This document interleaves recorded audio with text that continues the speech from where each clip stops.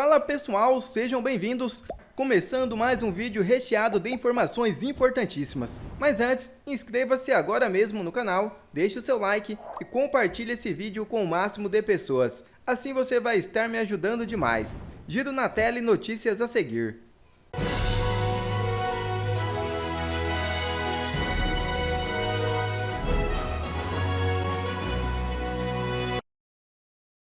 Temer sai em defesa de Bolsonaro. Sem apoio das Forças Armadas, não há golpe possível no país. É isso mesmo. O ex-presidente Michel Temer afirmou nesta segunda-feira, 25, que não considera viável um golpe de Estado sem o apoio institucional das Forças Armadas. A declaração ocorreu durante sua participação no evento Global Voices, promovido pela Confederação Nacional do Comércio em São Paulo. Abre aspas. Convenhamos, um golpe para valer você só tem quando as Forças Armadas estão dispostas a fazer. Se as Forças Armadas não estiverem dispostas, não há golpe.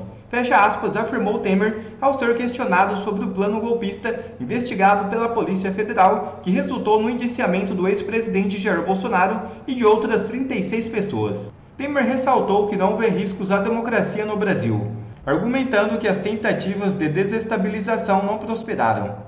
Abre aspas novamente. Não se levou adiante porque não há clima no país, fecha aspas, disse o ex-presidente. Ele destacou que a participação de militares no plano golpista foi pontual e não contou com o engajamento institucional do Exército, Marinha ou Aeronáutica.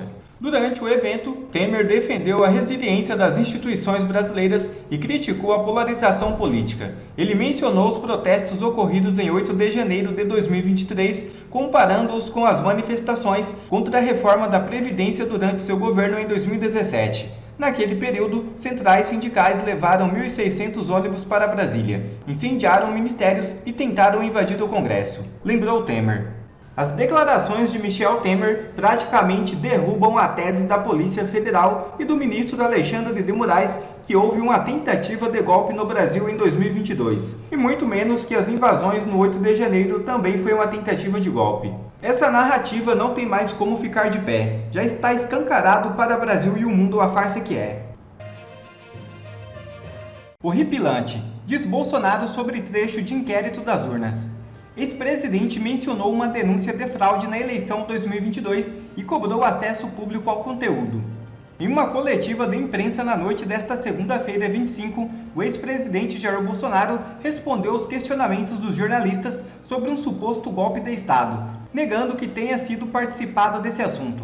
Na ocasião, o líder conservador mencionou o inquérito 1361-2018, conduzido pela Polícia Federal, que trata sobre a segurança das urnas eletrônicas. O ex-chefe do Executivo tocou na investigação que envolve a suposta invasão aos sistemas do Tribunal Superior Eleitoral em 2018 e cobrou maior transparência e acesso público às informações contidas no referido processo. Abre aspas. Urnas, em especial o inquérito 1361, de novembro de 2018, que está classificado como confidencial até hoje. Ou seja, uma denúncia de fraude na minha eleição, porque está aberta até hoje, depois que pessoas importantes foram ouvidas. Fecha aspas, questionou Bolsonaro. Ele solicitou que tanto jornalistas como a população requeiram detalhes do inquérito via Lei de Acesso à Informação. Veja o vídeo. Situação extremamente grave. As acusações realmente são terríveis. Não justifica denunciar da forma leviana como está sendo feito. Os inquéritos, ninguém tem dúvida, até pelos áudios vazados do Tagliaferro com Ailton Vieira, que o processo todo é conduzido, é alterado o tempo todo. Inclusive tem um grau de sigilo mais alto possível, para exatamente ser alterado a maneira que convém ao encarregado do inquérito. Nem vou falar que vocês estão cansados de saber que o inquérito não tem a participação do Ministério Público. A mesma pessoa faz tudo. E no final dá o relatório e vota para condenar quem quer que seja ainda. Golpe de Estado é uma coisa séria. Como disse agora há pouco o presidente Temer, tem que estar envolvido todas as Forças Armadas, senão não existe golpe. Ninguém vai dar golpe com o general da reserva e mais meia dúzia de oficiais. Mas vamos lá. Eu preciso fazer um breve relato, porque eu quero chegar na origem do problema. Eu quero chegar na forma da equação. Primeiro eu passo a palavra para o doutor Paulo aqui, meu advogado, depois eu prossigo. Pois é. A defesa ela vê com muita preocupação o que está se passando hoje em relação a esse inquérito, que é mantido em sigilo a despeito de a Polícia Federal divulgar na sua página a relação dos indiciados e manter mesmo assim em sigilo. Essa é uma situação gravíssima que não se admite na medida em que o indivíduo indiciado, e considerando que o indiciamento é o rascunho de uma futura acusação, ele impede que o indivíduo possa se defender da narrativa que se constrói contra ele. E nós temos aqui a certeza, a convicção de que, pelos fatos que são colocados, apresentados aos pedaços pela imprensa, evidentemente é construída uma narrativa. O presidente Bolsonaro jamais soube, aqueceu ou participou de qualquer trama golpista para derrubar o Estado Democrático de Direito ou impedir a posse do presidente eleito. Que fique claro isso, e lembro a todos, questionou-se muito o silêncio do presidente Bolsonaro logo após a eleição. Não se manifestar em relação aos seus eleitores. Isso houve um preço político para ele, esse silêncio. Justamente não querendo insuflar qualquer manifestação mais agressiva ou violenta. Isso houve um custo para ele e hoje lhe é imputado justamente o que quis evitar o tempo inteiro. É lamentável que hoje as pessoas que são indiciadas não saibam, não tenham a mínima ideia de por que estão sendo convocadas e apontadas como criminosos. Vamos lá. Nós temos que buscar a origem do problema. Alguns acham que a origem do problema foram as eleições de 22. Eu vou demonstrar que foi um pouco antes, foi lá em 2018. Mas vamos agora dar uma focada em 2022, o pré-eleitoral. O que aconteceu? O TSE pesou na balança de modo que o resultado final fosse para o outro lado. O TSE agiu de forma bastante parcial. Resumindo, eu não podia fazer absolutamente nada.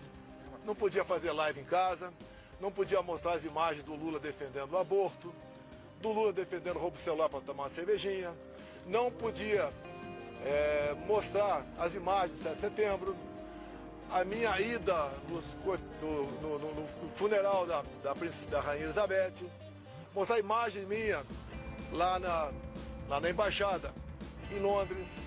Não podia mostrar o Lula com o gorro do CPX ou tecer comentários sobre aquilo.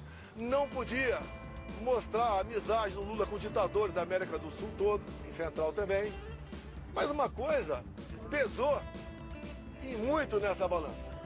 Quando o TSE resolveu fazer uma campanha, gastou dinheiro com isso, para que jovens de 16, 17 anos tirassem o título eleitoral. E essa garotada, em especial aquelas que foram tirar o título de última hora, são as que têm menos informações, 3/4 votam no PT, votam na esquerda. Ou seja, um pouco mais de 4 milhões de jovens tiraram o título eleitor. Só aí, 3 milhões para o Lula, 1 milhão para mim. Eu estou sendo até me beneficiando. Eu acho que esse percentual é até maior por lá de lá.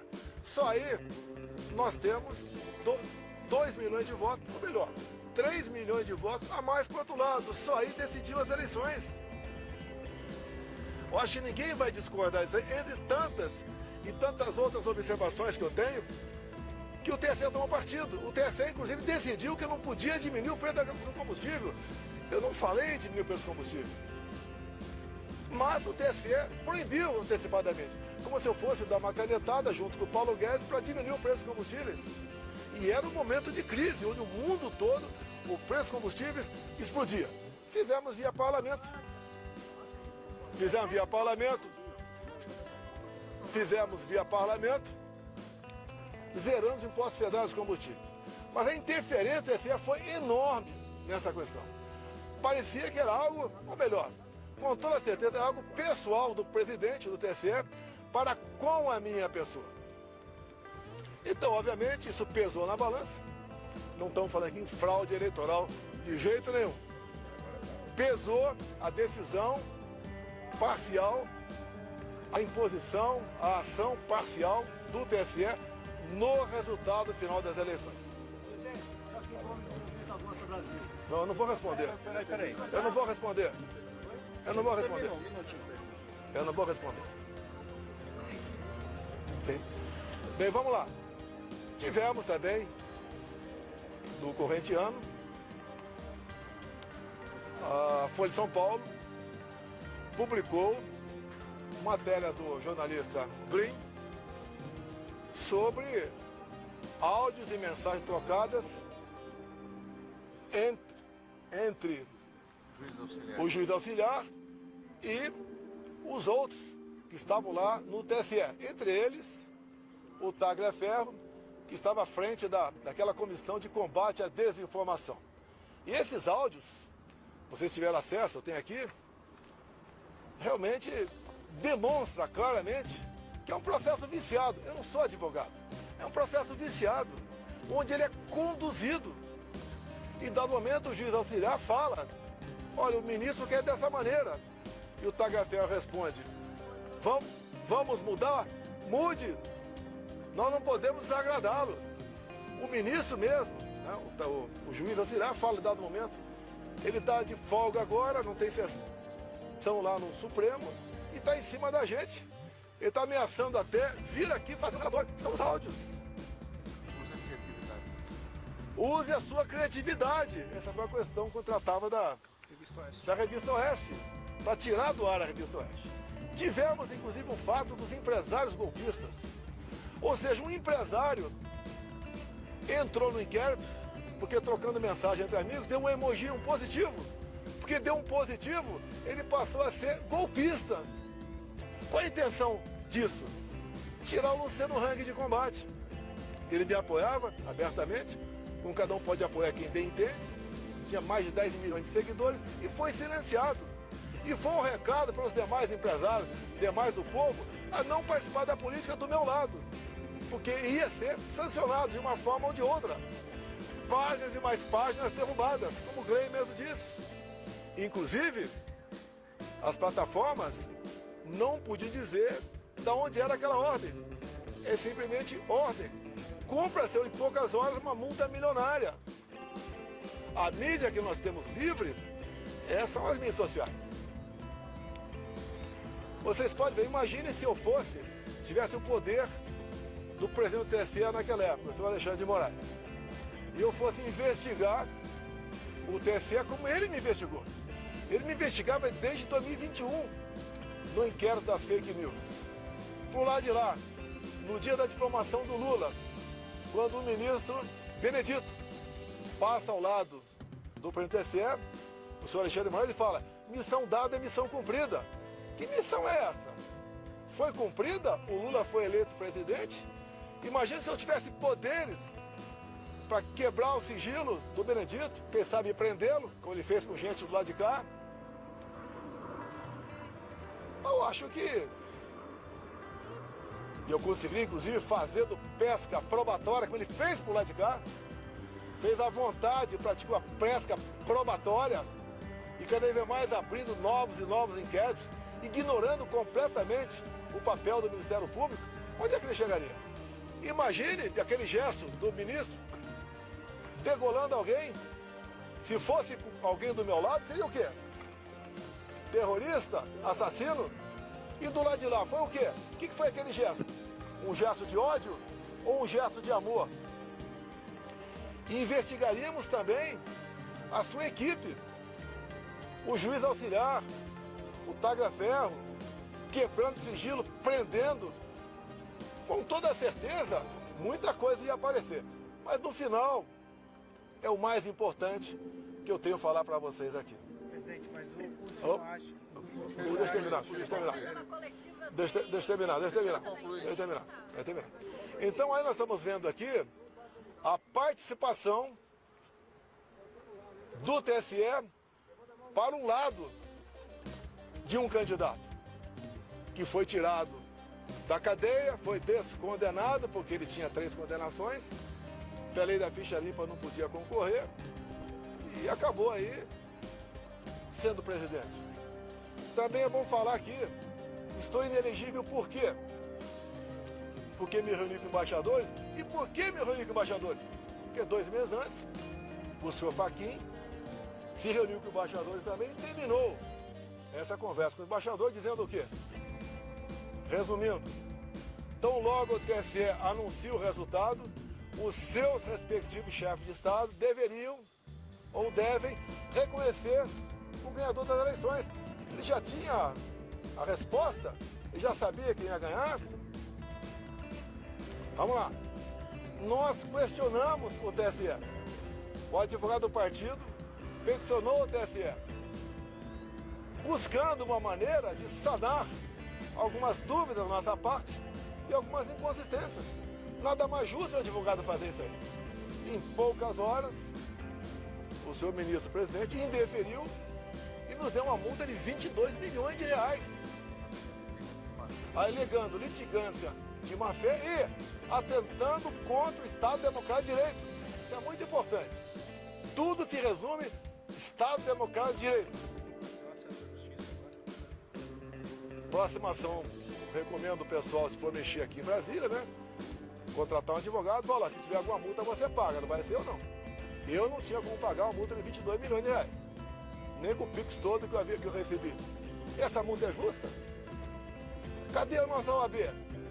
Cadê o papel do advogado? Que está sufocado, que não pode exercer com a devida liberdade a sua profissão. Basta ver aqui, pessoas condenadas a 17 anos de cadeia, onde os ministros que julgaram e condenaram não ouviram a voz do advogado daquele cliente. Eu nunca vi isso na minha vida. Que estado de exceção é esse? Agora vamos, no meu entender aqui, algo que é muito importante, que é o fecho final. Nós temos a solução para isso tudo.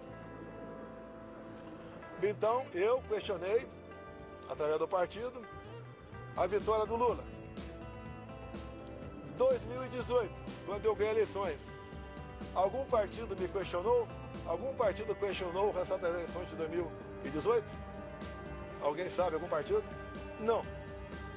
Nenhum partido questionou o resultado das eleições de 2018. Extremamente importante. Mas, após o segundo turno de 2018, chegou um papel lá no TSE e a senhora presidente Rosa Weber resolveu, isso é uma notícia de fato, né? Resolveu oficiar a Polícia Federal requerendo a abertura de inquérito. E assim foi aberto o inquérito 1361, novembro de 2018, PF. Então o inquérito foi aberto, eu não sabia, fiquei sabendo 3 anos depois, que foi questionada a minha eleição. E o TSE deu uma celeridade enorme a esse inquérito. Na primeira semana, o encarregado do inquérito, o delegado da Polícia Federal, colheu informações dentro do TSE. Bem, eu não sabia, ninguém sabia disso, até que chegou o ano de 21. O ano de 21, o Parlamento, a Câmara dos Deputados Especial, voltou a discutir a PEC do voto impresso. A presidente, ou autora, Bia Kicis, deputada Bia Kicis aqui do DF. Ali então, alguém falou desse inquérito, 1361. E a comissão especial requereu, junto à PF, a cópia desse inquérito. E nessa questão, o requerimento foi aprovado por unanimidade. Todos os deputados de todos os partidos votaram sim, para que a Câmara tivesse acesso ao inquérito 1361. Assim sendo, o inquérito foi entregue pela Polícia Federal para a Câmara e a Câmara distribuiu cópia a todos os deputados. E, obviamente, era um documento ostensivo. Até para mim chegou a cópia desse documento. E foi espalhado para muita gente esse inquérito 1361, novembro de 2018, PF, aberto de ofício praticamente, né? A pedido da presidente, senhora Rosa Weber, do Tribunal Superior Eleitoral. Aí começam os problemas. Por enquanto esse inquérito não estava tendo grande divulgação. mas o ministro Barroso foi lá na Câmara conversar com os líderes partidários. Os líderes no dia seguinte trocaram os integrantes da comissão e a comissão rejeitou dar prosseguimento à PEC. Bem, como independe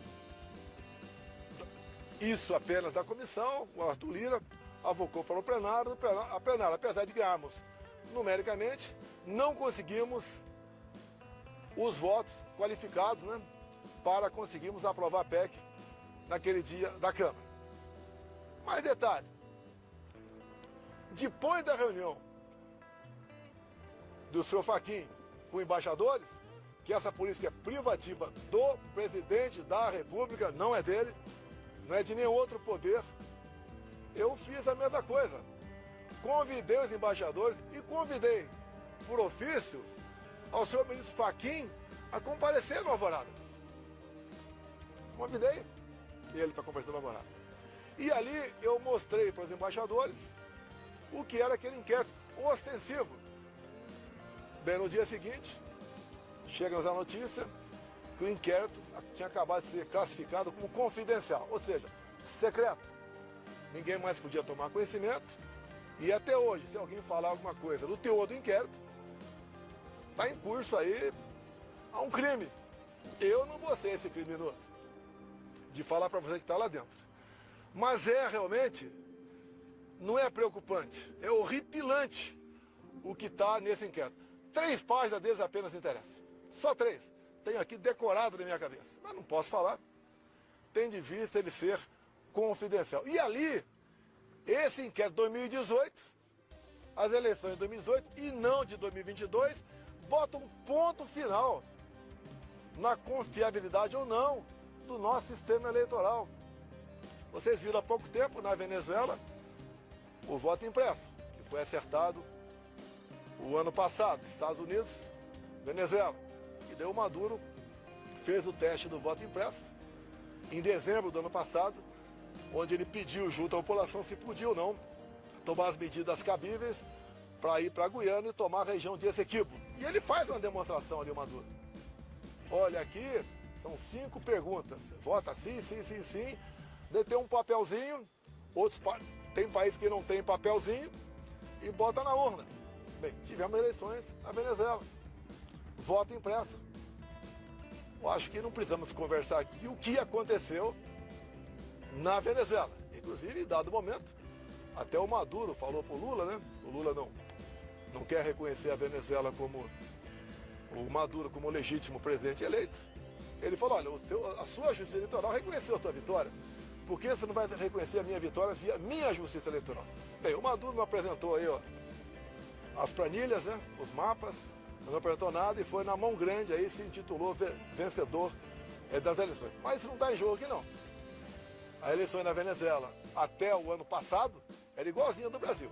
Passou a ser, agora, começo desse ano, de papel depois de um acerto, os Estados Unidos queria comprar petróleo da Venezuela. Bem, agora, o que eu peço a vocês da imprensa? A imprensa, para o meu advogado, é outro assunto.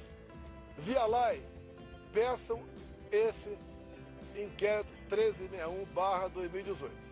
Se conseguirem, só ligar para mim que eu digo a página para vocês descobrir algo que inacreditável. Para o meu advogado, eu solicito a ele, porque quem decide dar palavra a ele, que peticione também o senhor Alexandre de Moraes, para que nós possamos ter acesso a esse inquérito, para que possamos esclarecer as eleições de 22 via 2018. Isso é fundamental. Tem gente que tem dúvidas, tá? E nós podemos dissipar essas dúvidas com um documento oficial produzido pelo próprio TSE, por iniciativa própria da senhora Rosa Weber, que pediu para a Polícia Federal, ou determinou, que fosse aberto esse inquérito. É por aí, agora eu peço, estou fazendo pergunta, você está encerrando, vou ficar aberto a perguntas, de vocês pedirem via lá esse inquérito. Quer ver mais conteúdos como esse? Então inscreva-se agora mesmo no canal e ative o sininho das notificações. Assim você não perde mais nenhum conteúdo que é postado aqui no canal. E também já deixe o seu like para o YouTube ajudar a divulgar o nosso trabalho. Fico por aqui e que Deus abençoe a todos. Brasil acima de tudo e Deus acima de todos.